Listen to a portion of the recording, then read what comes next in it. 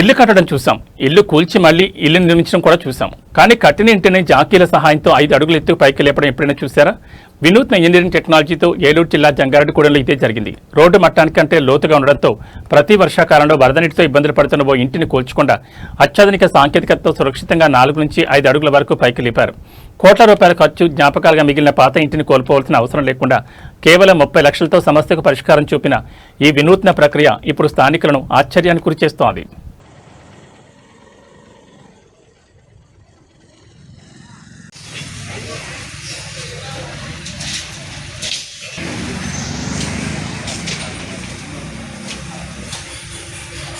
నీళ్ళు కూడా తీయండి దాంట్లో.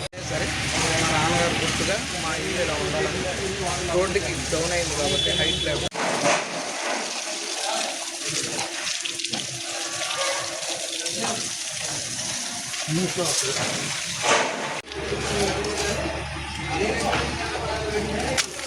బాబు ఫోటో